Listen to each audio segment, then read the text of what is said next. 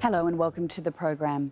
Within the past hour, several Ethiopian anti-government groups in Washington, D.C. have signed an agreement to form an alliance against Prime Minister Abiy Ahmed. It comes as Ethiopia's army calls on former soldiers to join its fight against rebels from the Tigray region. The coalition calls itself the United Front of Ethiopian Federalists and Confederalists forces. They say if the government doesn't negotiate with them, they will attempt to dismantle it by force. As a response to the myriad of crises facing the various nations of the country and to reverse the harmful effects of Abiy Ahmed's autocratic rule to our peoples and beyond, we have recognized the urgent need to collaborate and join our forces towards a safe transition in the country. Hence, have established the United Front of Ethiopian Federalist and Confederalist forces. Shortly, we'll be live in Addis Ababa, where Samuel Getachew is standing by for us. But first, let's get the latest from Alan Fisher, who's in Washington for us. Hello there, Alan. What are we hearing about these forces joining together? What are you hearing from the ground? Well, 9 groups coming together, both political and armed opposition. Some of them have actually been fighting each other, but they have united against what they see as the common enemy, which is the current government in Addis Ababa. Speaking to one African expert just in the last couple of hours, he expressed concern because he said, looking down the list, he didn't recognise some of the names on the list. He didn't know some of these groups. He wasn't aware of how much support they had, either on the ground or they could provide materially, and what sorts of resources they had access to. The reason they're doing it here in Washington is because the US Special Envoy is in Addis Ababa. They're trying to put pressure on the United States to say, look, there is a level of opposition against the current government, and therefore there has to be some sort of political solution, some sort of negotiating. But the noises coming out of Addis Ababa seem to be against that. There are groups, some of them involved in what has happened here in Washington in the last hour, who say that they could be in the Ethiopian capital within the next few weeks or perhaps even months.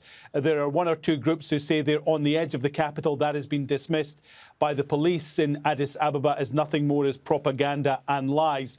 But this seems to be a significant moment when groups who are even in opposition with one another can get together, pull together and present this united front against the Ethiopian government in the hope that the world will start putting pressure on Addis Ababa to come to some sort of political solution. Alan, thank you for the update from Washington, D.C. Let's bring in Samuel Getachew, a journalist live for us in Addis Ababa. Samuel, we're hearing that American citizens are being advised to leave Ethiopia. What are you hearing from where you are? Well, the U.S. Embassy today advised its citizens to leave Ethiopia, even if they don't have resources, that the embassy will be able to provide them the resources needed to purchase a ticket and to leave Ethiopia. And this comes as Jeffrey Flintman, the U.S. envoy to the Horn of Africa, has left Ethiopia. And we're not even sure if he was able to meet with the Ethiopian Prime Minister. But again, the relationship between the U.S. and Ethiopia has really suffered. They have had their differences in the last weeks. The Ethiopian side accuses the United States of supporting the TPLF, in which they have said by the parliament order that they're a terrorist organization, comparing them to the pressure in reflection to the pressure they're feeling. They're saying that it's like negotiating with the Taliban. So again, going back and forth between the TPLF and the Ethiopian side, there doesn't seem to be any compromise. The Ethiopian side calls them a terrorist organization. The other side is saying the Ethiopian side is helping create genocide. So again, there doesn't seem to be any compromise. More than 2 million people, thousands of people killed, a conflict defined by sexual violence.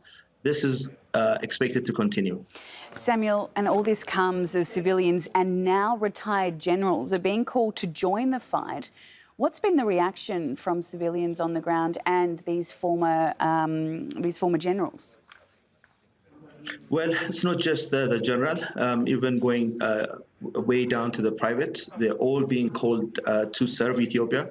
The Ethiopian Prime Minister has been saying this is to save the soul of the nation, the foundation of the nation. And he said that he's willing to see them buried, the enemy, he called them, by the blood and bones of Ethiopians. So again, it's not just the soldiers that are joining. It's also young people have been asked to register their weapons and fight in case the TPLF comes to Addis Ababa. But again, the TPLF has been in a coalition government for 27 years, has a record of human rights abuses.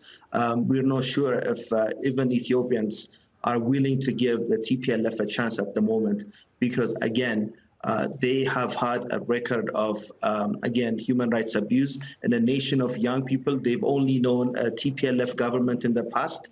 So this is really becoming a real concern and worrisome for many Ethiopians, and many foreigners are choosing to leave Ethiopia at the moment.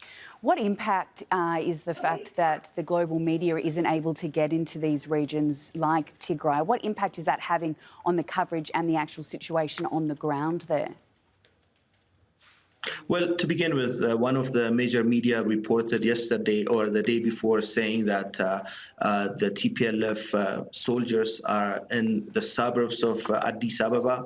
We spent the whole night checking and calling sources and all kinds of stuff, and it was proven to be wrong. So there is a misgiving about international media among Ethiopian government side and the Ethiopian people. But again, we haven't been able to travel to Tigray since June. There's no communications. We can't verify all these numbers that the UN has been telling us. They've been saying 91% of the population are facing a need of emergency aid. 1 million people are facing famine. But again, we're just taking the words of the UN because we can't travel to those areas. I was able to go to Afar. I've seen trucks heading to Tigray, but we always wonder if that's enough. Thank you for that update. Samuel Getachew live for us in Addis Ababa.